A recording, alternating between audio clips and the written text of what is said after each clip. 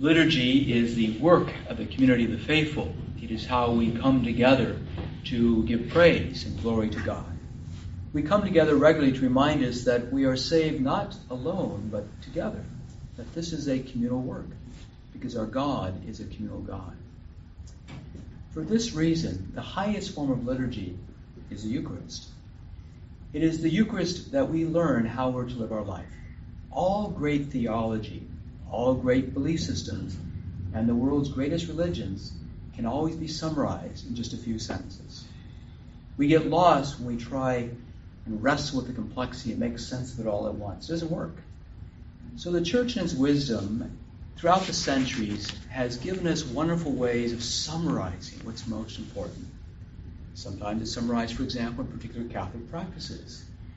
But the most beautiful and the most obviously touching summary what Catholicism is all about is the Eucharist. And notice it's called Eucharist for a reason. It's called Eucharist is that the essence of our life is to do what Jesus did, and that is to give thanks in all things, in all seasons. Now, you may be sitting there thinking, oh, there's no way I'm going to give thanks for the fact that I'm sick, or that one of my friends is dying. That's where we can misunderstand what it means to give thanks. The Eucharist calls us to live a life with an attitude of gratitude. That's not based on specific things to be thankful for, but that our approach is this openness of saying, Lord, thank you. That is the shortest and the best form of prayer. Thank you. Thank you for all it is, because I know you're present to all that is. Why is it so important to the Church that we set this particular liturgy up as the core, the highest form of worship?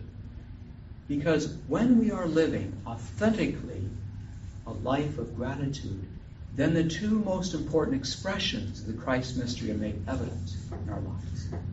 And that is compassion for all God's creatures and generosity for all God's creatures. Notice the difference. Compassion for, generosity for. It flows naturally. It doesn't work when we say, by God, I'm going to be generous. I'm going to be compassionate. That lasts maybe with one person or one situation, because that comes from the ego. But if one is living with an attitude of gratitude, it flows from the heart. It flows from the heart. And that's why St. Paul, in his great wisdom, speaks about taking on the heart of Christ. Why we have such a devotion for the sacred heart of Christ.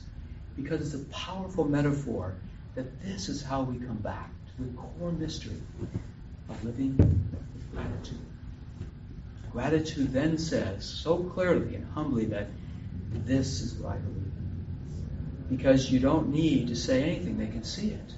People can see it in the way you express yourself, in the way you interact with others. In your kindness, it just flows. All the other virtues flow out of this. So we come on this eve of this great, wonderful core mystery and celebration, the season of the Lent and Easter cycle.